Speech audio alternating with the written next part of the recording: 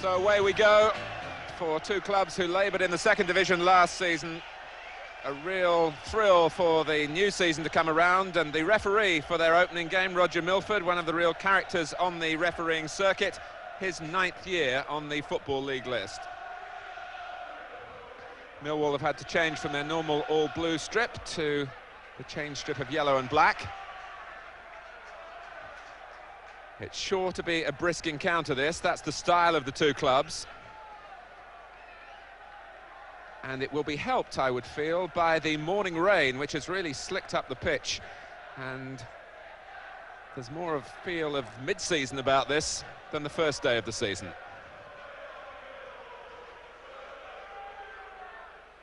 Terry Hurlock's header. For players like Hurlock who have battled away in the lower divisions, this is a very proud afternoon. George Lawrence played in the first division with Southampton.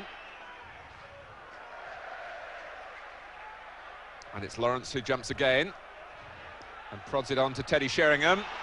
And Lawrence with the first shot for Millwall. And not a bad effort either. With some 75 seconds played. And Lawrence looking to make an early mark on the new season. Dawes. Andy Gray, it's an interesting pass for Price. McInally, as Thompson slipped and the rookie defender was bailed out by his goalkeeper then. McInally's task was made much easier by a loss of balance by Dave Thompson there. So it was a clear shot on goal, one that Horn hauled in well. Trying to line up Hurlock, but Cowan's read it. As did Dawes with the interception from McInally. Sheringham is a very thoughtful front man, as well as a goal scorer. Lawrence trying to burst between two opponents then unsuccessfully. Salmon. Millwall for their part, looking composed. Briley, as the flag stayed down, and an inquest in the Villa defence led by Alan Evans, and not, it must be said, directed at the linesman. It was Hurlock's prod forward, and Briley beat the square back line, but didn't beat Spink. Thompson miscued with the header. Andy Gray is the player hoping to capitalise on that for Villa.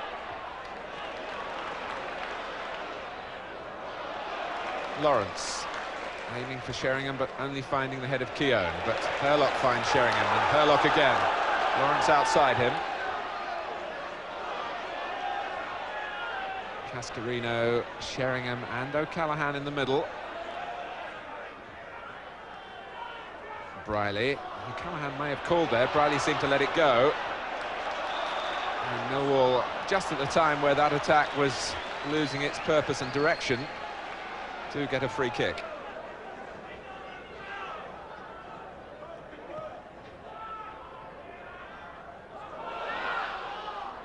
Corner off McInally, whose tactic of rushing away, believing that that might influence the referee, didn't work that time. It might have worked once earlier in this game, I think. But the corner properly given in Millwall's favour.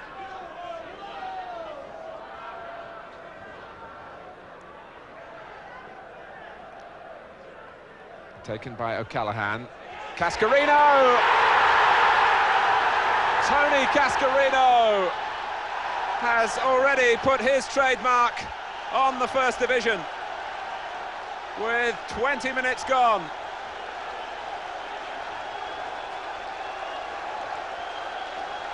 And he will go down in the annals as the scorer of Millwall's first goal in the first division, with a header from some range.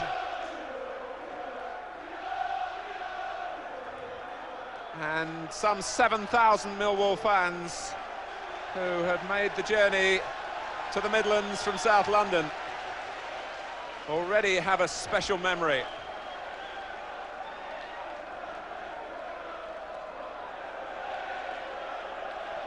So Cascarino, the player who came initially into the Football League with Gillingham from non-league football for a most unusual transfer fee, a set of tracksuits. When Gillingham first saw his potential, he moved on to Millwall. He's back with the Republic of Ireland as well, and that's not going to count from McInally, who was hauling Thompson back.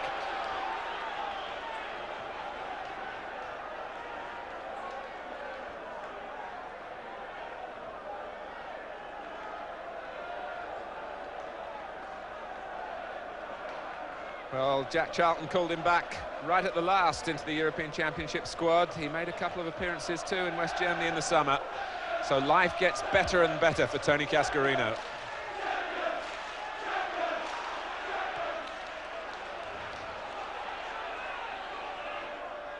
Oh, there's a mistake by a rather nervy Alan Evans.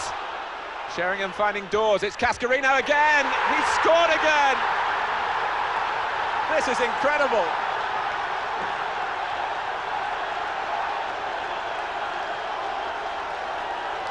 In 2 minutes for Millwall, for Cascarino.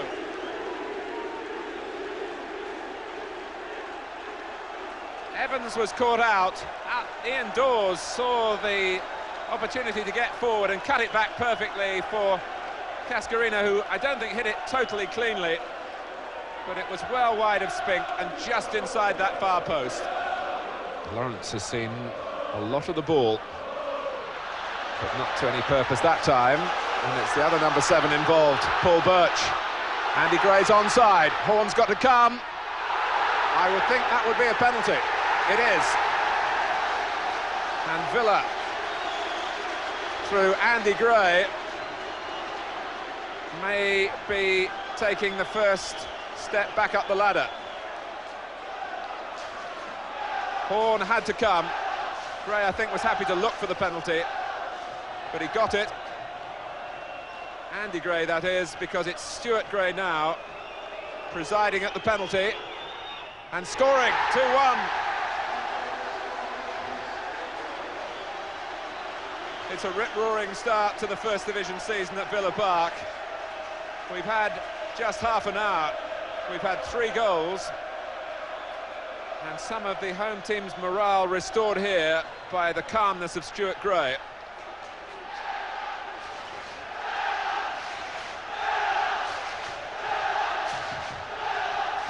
And we'll see now a measure of Millwall's composure. Both their victories, incidentally, over Villa last season were by 2-1, but there's an awful long way to go here. And I think, without putting the mockers on the rest of the afternoon, you do sense that other goals are in the offing.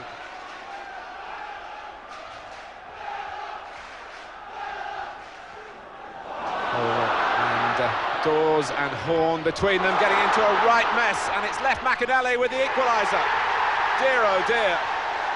Delight for Alan McInally. Desolation for Dawes and Horn.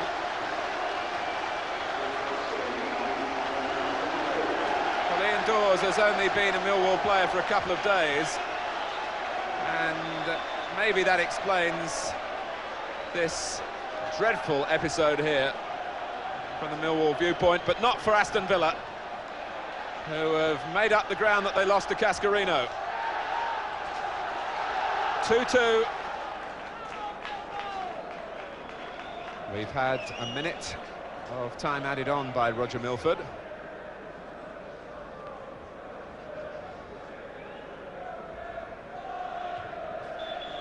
Well, First Division football is back in this quarter of the West Midlands in exhilarating style.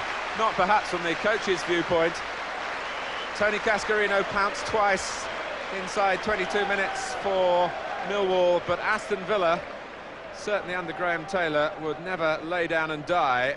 First of all, Stuart Gray's penalty, and then Alan McInally pouncing on a dreadful defensive error to make it at half-time at Villa Park, Aston Villa 2, Millwall 2, tremendous stuff. Aston Villa having come a long way along the comeback trail in this game, looking to go even further. Graham Taylor very disappointed that Aston Villa didn't win the Second Division Championship last season when they were very much favourites in every sense for it. But Millwall came strong at the end, 7 consecutive victories at one point. And Aston Villa just with a score to settle here, and what a dramatic way it would be to settle that score if they can really come back from 2 down to win. But plenty of firepower on offer still from John Docherty's side. Cascarino! Nigel Spink showed his experience then, because he was able to check his natural impetus forward to be in the right place to pluck the header under the bar.